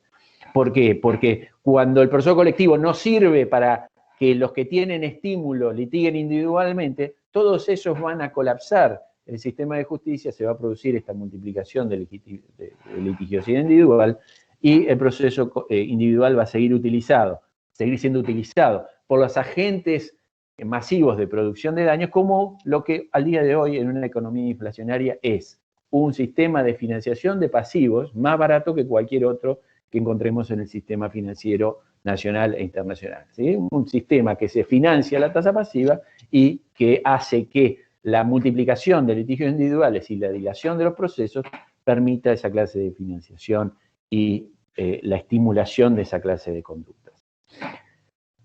Por razones del tiempo, no tengo, digamos, la posibilidad de tratar otro de los aspectos que lo dejaría, si te parece bien, Amos, y si hay preguntas, Para los otros casos, que serían las situaciones en las que, le pongo solamente el título, no hay tanto problema de condiciones de admisión, porque casi se presume, como dije, pero hay problemas de efectividad y de implementación, que son los llamados procesos colectivos de control de políticas públicas estructurales o litigios estructurales, en un término, que es algo que la jurisprudencia ha tratado, pero en lo que los problemas centrales no se producen al inicio, sino se producen por ineficacia final de los mandatos. ¿Qué herramientas, en definitiva, técnico-legales por un lado y ajenos a lo técnico-legal, podrían concebirse para mejorar esta experiencia? Por razones de tiempo, dejo acá, así que... En ese sentido, así que por ahí vas a poder explayar. Gracias, entonces. Bueno, muchísimas gracias, Leandro. Gracias a los dos nuevamente. Ahora sí, damos paso a las preguntas que han surgido. Hay algunas que son comunes para los disertantes, otras que son en el orden en el que han disertado. Vamos a comenzar por el profesor Manberti. Nos preguntan si podría profundizar sobre la mención que realizó en su disertación sobre el rol de la Suprema Corte y del Colegio de Abogados en la puesta en funcionamiento del fuero contencioso administrativo de la provincia, y unido a esto, si puede decirse que se trata, ese caso que usted mencionó, uno de los primeros casos colectivos resueltos por la Corte Provincial. En este caso, quizás la pregunta también pueda ser compartida con Leandro. Desmutearte, Carlos, y una vez que estás desmuteado, a ver si tenemos... ¿Se escucha? Perfecto, ahora sí.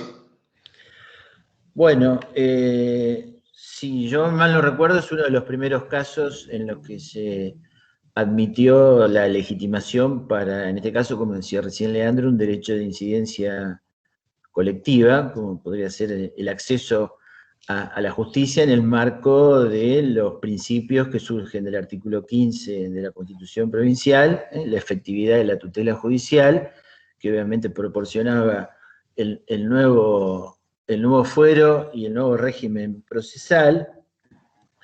Y básicamente lo que la Suprema Corte destacó en oportunidad de promoverse el amparo por parte del Colegio de Abogados de la provincia de Buenos Aires, que no se ponía, digamos, el acento en esa pretensión procesal en la realización de cometidos determinados en normas programáticas, sino que había, digamos, unos mandatos, unos deberes concretos de actuación, que, bueno, concretamente la Corte dice, si no se puede, digamos, imponer el cumplimiento de esos mandatos, la fuerza, digamos, obligatoria de las normas, que en este caso además tenían rango constitucional, quedaría absolutamente desvirtuada. Esto es lo que la Corte, haciendo un esfuerzo de memoria, porque ya tiene unos cuantos años esta sentencia,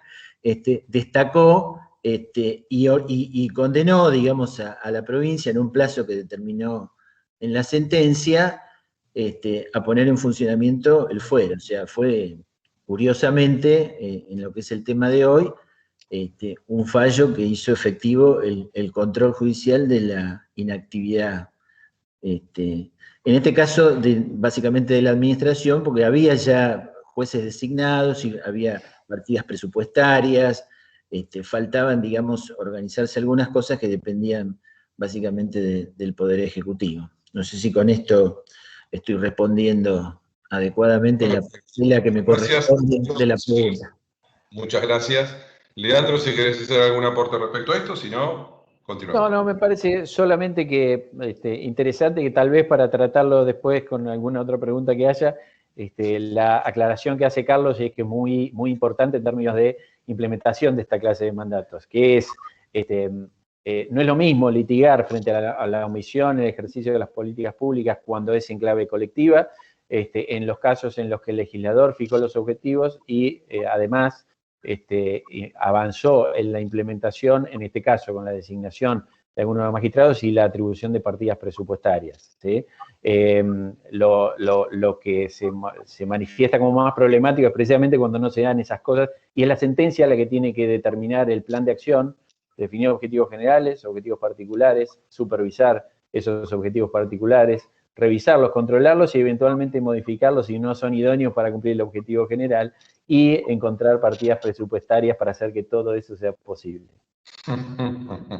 No parece sencillo, pero ahí, siguiente pregunta para el profesor Manberti. Mencionó el decreto 167/20, ¿no? En la disertación. ¿Podría vulnerar el principio de tutela judicial efectiva el decreto en el sentido del artículo 15 de la Constitución Provincial? ¿Qué características debería tener el proceso especial que encauce la pretensión ejecutiva de actos incumplidos por la administración? Bueno, son dos cosas diferentes. Dos cosas diferentes. Sí. Lo primero, sobre el decreto, para mi gusto, no tengo ninguna duda que afecta lo que se denomina la efectividad de la tutela administrativa. Recordemos que el artículo 15 de la Constitución Provincial también garantiza en todos los procedimientos administrativos la defensa de la persona y sus derechos. Con lo cual, si partimos de la base de que la actividad administrativa del Estado, hoy este término está un poco, digamos, discutible, pero en general se puede decir que es esencial todo lo que hace el Estado, ¿no?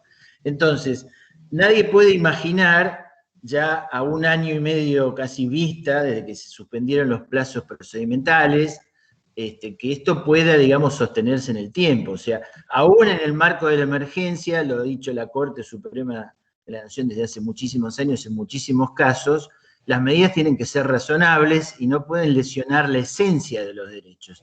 Entonces, la postergación indefinida de los plazos procedimentales, además de la afectación que uno encuentra en la ejecución de derechos que dependen de las decisiones de la administración pública, de alguna manera repercuten también en lo que hoy estamos hablando, que es el control judicial de la inactividad administrativa, porque le está impidiendo o intentando impedir. Muchas veces los abogados del fisco, frente a estos planteos, esgrimen y argumentan que los plazos administrativos están suspendidos y demás. Bueno, todo esto yo creo que hay que medirlo, como de costumbre, bajo el principio de la razonabilidad. Y el tiempo, digamos, de postergación de los plazos, para mi gusto, a esta altura ya claramente está afectando el principio de razonabilidad en el marco de lo que estamos hablando. Y la otra parte, la pretensión ejecutiva... Tener un proceso especial, ¿no? Tener el proceso especial que causa la pretensión ejecutiva de actos incumplidos. Yo sostuve en un trabajo que publiqué en la revista Anales, que edita la ley en la Facultad de Derecho de La Plata, una idea de que el código actualmente vigente debería receptar, a través de una reforma legislativa, una pretensión ejecutiva de actos administrativos favorables inobservados por la administración. O sea, una vez que la administración resuelve algo a favor del particular y no ejecuta ese acto que es favorable, no digo que sea algo que se repita mucho en la práctica, pero se da, o sea, hay una serie de situaciones en que en la administración pública expide un acto, queda firme, pero no lo cumple. Entonces, la ejecución de ese acto, que estaba a cargo de la administración, debería ser sustituida en sede judicial por un procedimiento abreviado, un procedimiento ejecutivo, o sea, lo que sería la tutela judicial ejecutiva, o sea, posterior a la tutela declarativa. Ya la declaración del derecho la hizo la propia administración en el marco de sus competencias. Ahora falta ejecutar esa decisión. Y en esta idea sería una reforma que incluya un procedimiento especial de ejecución de actos. Después podemos profundizar. Casi un proceso monitorio, casi una... Algo parecido, en ese artículo yo incluso presenté una redacción de normas, atrevido, por cierto, pero bueno, sobre todo si tengo al lado a un procesalista de la... Por eso, no hay que decir proceso monitorio. El procesalista se enciende, encendemos al procesalista inmediatamente. Para los dos expositores, ¿podría promoverse con mediano pronóstico de efectividad un proceso colectivo frente a la omisión estatal en proveer de vivienda digna a los habitantes del área metropolitana de Buenos Aires, por ejemplo, que carecen de ella? ¿Qué les parece? Es una hipótesis, ¿no? Lo leo de nuevo. ¿Podría promoverse con mediano pronóstico de efectividad un proceso colectivo frente a la omisión estatal de proveer vivienda digna, sin que se ofrezca ninguno de los dos para ser abogado por favor del proceso? Yo seguro que no. Es decir, con esta respuesta se dice... Una aclaración. Por mi edad, esto es como la tecnología digital. Los procesos colectivos todavía no los termino de incorporar en mi ser. Leandro, que es mucho más joven y además los conoce a fondo, les resulta más fácil. A mí todavía me cuestan. Leandro. En ciertos, empiezo por una premisa, digamos, y con esto estoy también chocando con lo que muchos opinan sobre casi los alcances intrínsecamente colectivos del litigio sobre derechos económicos, sociales y culturales, ¿no? Por las razones que ahora voy a decir, pero para no rehusar la respuesta desde el inicio. Yo diría dos lecturas. Una es sobre la admisibilidad procesal general y sobre la otra sería sobre la idoneidad estratégica del planteo, ¿sí? En más de una oportunidad me tocó como abogado, hablo ahora no como académico, enfrentar la defensa de derechos económicos, sociales y culturales de personas en estado de vulnerabilidad, que están viviendo ellos y todo su contorno y contexto familiar en situación que está demasiado por debajo del principio de dignidad humana reconocido en las convenciones internacionales. Digo, en más de una oportunidad porque es realmente así. Distintos derechos, como el derecho a la vivienda, derecho a la salud, derecho a vivir en un contexto ambientalmente sustentable y no lesivo para la salud de los menores, o a la alimentación, el derecho a dar de comer a personas que están en estado de nutrición. Desde mi experiencia profesional y la de todo mi socio y el grupo de gente que trabaja en el estudio, me ha tocado litigar situaciones de esas características. Obviamente la situación de esas personas era compartida por un grupo enorme de personas, y lo es, y cada vez más. Al día de hoy, el 60% de los chicos del AMBA sufren esa particular lesión constitucional. Si yo inicio un proceso colectivo, probablemente no le dé estratégicamente solución a las personas que me vinieron a ver para atenderlo. Y tampoco le voy a obtener un remedio útil, idóneo, en tiempo razonable, a todo ese otro grupo de personas que esté esperando salir de la condición de indignidad a la que fue llevado por una combinación de factores que son bien conocidos en la Argentina. Eso en términos estratégicos. Algunos dicen, en cambio, desde la perspectiva académica, miren, los derechos económicos y sociales y culturales son estructuralmente colectivos porque lo que yo le saco al Estado para darle a uno, el Estado se lo saca a otro, ¿no? Entonces hay una Limited Fund Class Action, se llama en Estados Unidos, un litigio de fondo limitado. El presupuesto es un fondo limitado, si yo saco para darle a una persona, esos fondos tienen que ser privados a otra finalidad del Estado. Entonces, sí o sí, cada uno de esos litigios individuales tiene que ser colectivos. No comparto en absoluto esa forma de razonamiento. Lo que hay, es cierto, es una defensa posible por parte del Estado de que no puede cubrir esa clase de situaciones en la medida en que yo estoy reclamando que así sea, sobre la base del principio de progresividad presupuestaria. Puedo, dentro de lo que mi presupuesto me lo permite, y discutiremos en ese momento si el presupuesto es posible que una persona con 15 hijos vivan en situación de desnutrición y sin una vivienda en un Estado que asigna recursos a otras cosas. Alguien me podrá decir, no sos vos ni los jueces quienes van a reasignar esas partidas, y podemos tener esa discusión. Lo que sí estoy diciendo es que la situación de esa persona, de ese grupo familiar, es susceptible de enjuiciamiento individual y es estratégicamente mejor hacerlo en esa clase de situaciones, en términos individuales. Lo que no quiere decir es que siempre el litigio, obviamente, digamos, estoy diciendo una novedad, va a ser individual, porque siempre lo que mide la estrategia y la idoneidad de la búsqueda de soluciones judiciales frente a la vulneración de derechos de incidencia colectivas de índole económico, social, cultural y ambiental, es la capacidad de definir objetivos que sean susceptibles de ser trazados en un grupo de personas. Es decir, yo puedo decir, denle de comer a toda persona que está por debajo de, o puedo decir, miren, este barrio le habían prometido esta serie de acciones y no se cumplió ninguna de ellas. Entonces tengo los objetivos y tengo una determinación que una sentencia puede útilmente imponer al Estado que cumpla. Y eso es un proceso colectivo. ¿Sí? Hay en Ciudad de Buenos Aires varios procesos colectivos de estas características, de barrios, de grupos de personas en situación X, ¿sí? Que por supuesto se pueden colectivizar. Lo que pasa es que llega un momento en el que los objetivos son tan amplios que cuando yo promuevo la acción, sé que al final no la voy a poder cumplir.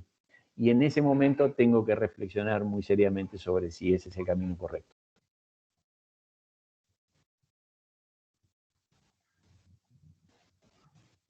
No te escucho, vamos, No te perdón. escuchamos, amor. No, decía, en el caso del AMBA y la necesidad de vivienda digna, digamos, claramente es uno de esos casos, ¿no? De esas situaciones, sí. Alejandro Giannini, en ciertos casos, el acogimiento de un planteo constitucional incluido en una acción colectiva contra el Estado, reconocida la infracción constitucional, por ejemplo, no sé, la violación del principio de igualdad, puede dar lugar a más de una solución posible. Por ejemplo, esa desigualdad puede suplirse de más de una manera. En tal supuesto, ¿usted qué estima más correcto? ¿Proveer en la sentencia el mandato preciso para eliminar la discriminación o permitir al Estado el diseño de una solución con una sentencia de reenvío? El usted era de la pregunta, Leandro, ¿eh? Yo venía tuteándote. Usted... Sí. Sí, gracias. La pregunta no puede ser más interesante y es lo que nos enfrentamos diariamente desde la abogacía y desde la judicatura. No solo al momento de implementar la decisión frente al reconocimiento de la existencia de una lesión de estas características y la necesidad de recomponer la realidad para ajustarse a los principios constitucionales que están declarados como violados, sino al inicio del proceso. El abogado tiene que ser muy consciente que lo que tiene que pretender en un proceso colectivo tiene que estar adecuadamente parametrizado desde el inicio para poder discutir adecuadamente y tener un mandato útil que no sea solamente para regocijo del ego profesional o de la tranquilidad espiritual de haber hecho algo por estos casos. El derecho y el proceso es un mecanismo para cambiar la realidad de conformidad con los principios y reglas del derecho vigente, o no es nada, o no sirve para nada. Entonces, si no lo vemos así desde la abogacía y desde la academia, obviamente tenemos un problema. Ahora, el dilema es y no digo no hay una fórmula absoluta, pero sí el dilema es el siguiente y la pregunta lo plantea bien.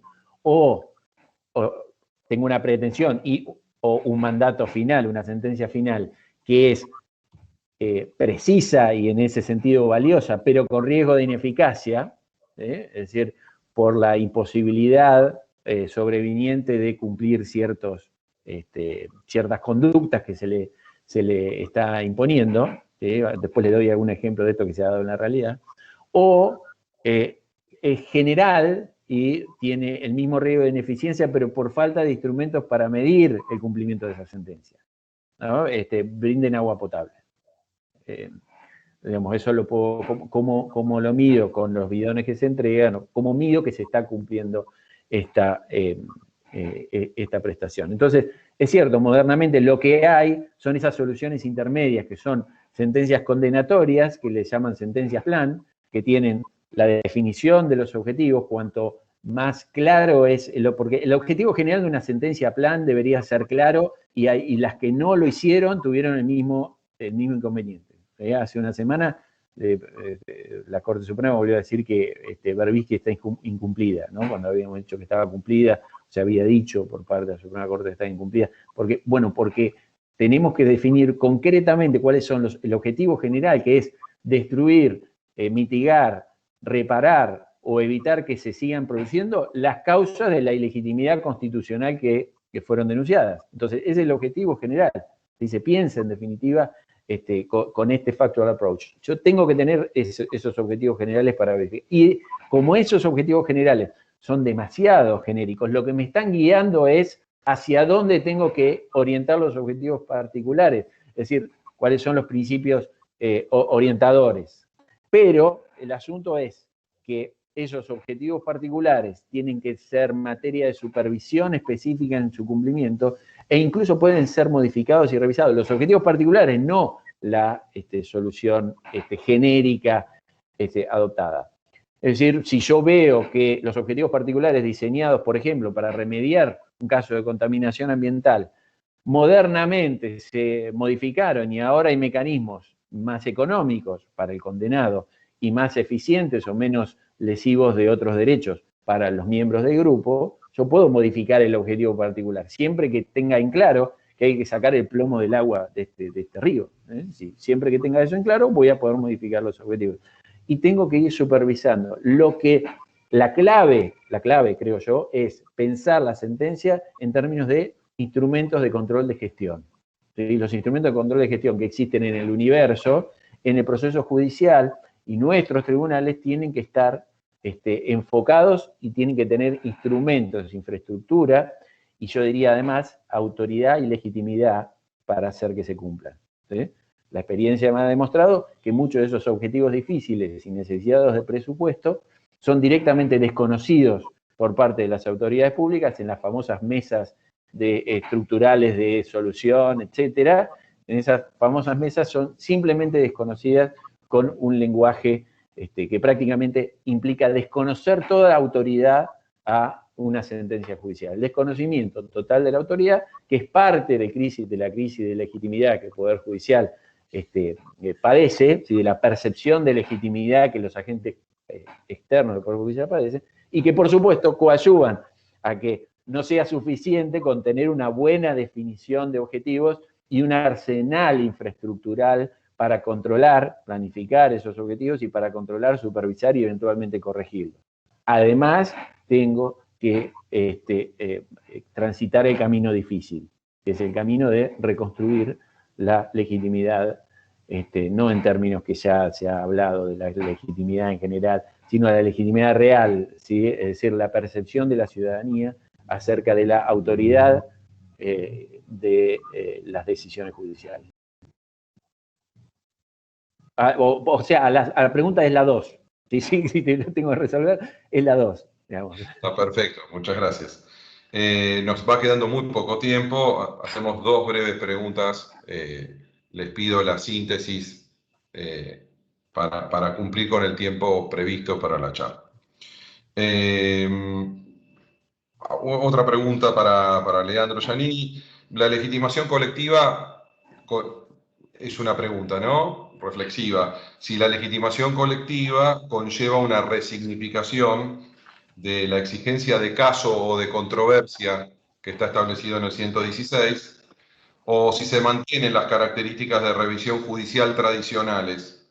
¿Y cuáles serían, para Leandro, las condiciones o cualidades que se deben verificar para calificar como adecuada la representación? Bueno, 2 preguntas, lo voy a hacer corto por los tiempos que me indicaste que tenemos. Una resignificación, sí. Una alteración y una destrucción de la doctrina del caso, no. La legitimación colectiva no implica modificar la idea de que los jueces entienden en causas o controversias, conflictos efectivos de intereses, cuando esos intereses pertenecen a esa pluralidad relevante de personas y la técnica para llevarlos a juicio es una técnica concentrada a través de la atribución de la cierta legitimación atípica o extraordinaria, es cierto, se producen resignificaciones, como dijo la palabra de constructivista, digamos, sí, se producen resignificaciones. ¿Qué significa eso? Bueno, que los jueces están dictando sentencias que pueden perfectamente ser, en alguna medida, más generales y abstractas que lo que eran la resolución de los casos de Cayo y Tissot, porque le están diciendo Carlos citó Asociación Bengalensis, le está diciendo al Estado le tiene que dar gratuitamente medicación a las personas que padecen HIV. No está diciendo a Juan, a Pedro, a Roberto y a Juan Carlos. Está diciendo toda persona, todo A, ¿sí?, que tenga frente a esta hipótesis hay una solución a brindar. Bueno, si hay una persona que trae su certificación de HIV, hay que darle una medicación gratuita sin importar las condiciones, etc., ¿no? Entonces, hay una resignificación, no hay una alteración. Clarísimo. Clarísimo. Y, perdón, había una de las condiciones de representatividad adecuada. ¿Cuáles serían las condiciones o cualidades que se deben verificar para calificar como adecuada la representación? Yo diría, hay algunas que tienen que ver con quién habla y hay algunas que tienen que ver con qué hace.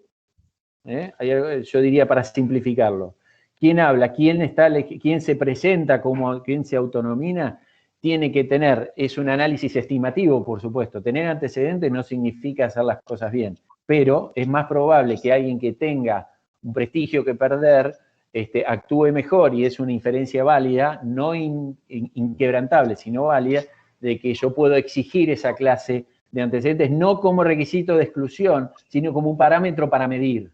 Porque esto es lo que siempre se critica, un parámetro para medir. Y respecto de qué hace, digamos, la calidad, el vigor con que defiende el derecho, la calidad de las postulaciones que realiza, y fundamentalmente la ausencia de conflictos de interés.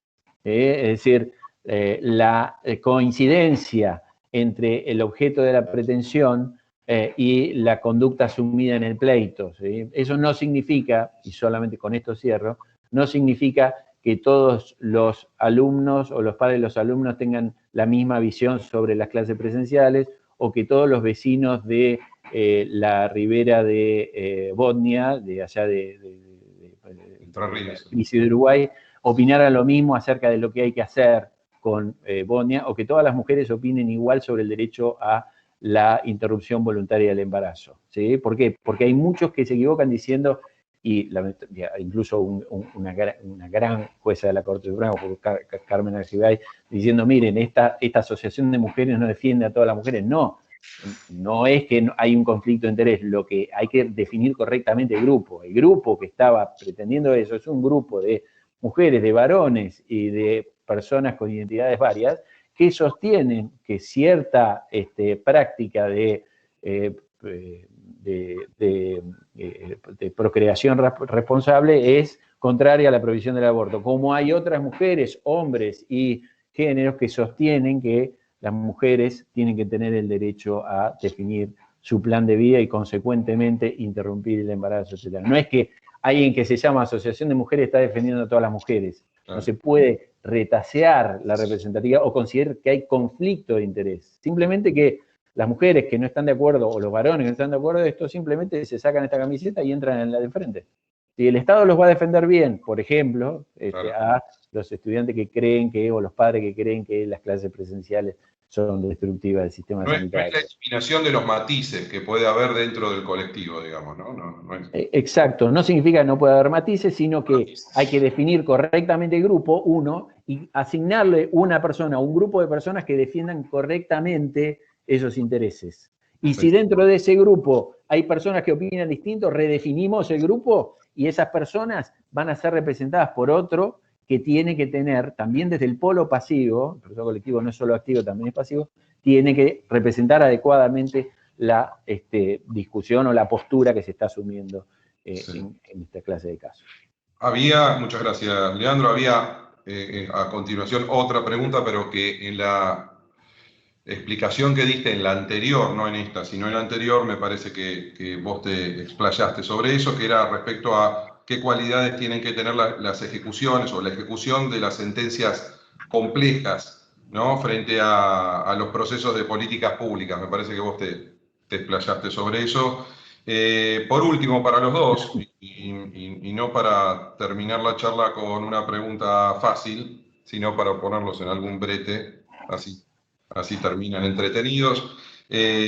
Ante casos de vulneraciones estructurales, preguntan, ¿es el Poder Judicial, el Poder del Estado, mejor posicionado para resolver aquellas? Digo, como para seguir charlando 32 horas más o menos, ¿no? Pero vuelvo a repetirlo, ante casos de vulneraciones estructurales, ¿es el Poder Judicial, el poder del Estado, mejor posicionado, quiero ser expreso, ¿no?, para resolver aquellas? Comienza el que quiera, y con esto terminamos la charla de hoy. ¿Leandro? Yo diría lo siguiente, cuando la calidad del derecho y los objetivos a cumplir están relativamente claros, y lo que hay es un manifiesto de incumplimiento de una serie de derechos que firmamos como existente en nuestro ordenamiento y después no hacemos nada para cumplirlo, el Poder Judicial es la única herramienta que tienen los titulares de ese derecho para modificar estructuralmente esa realidad.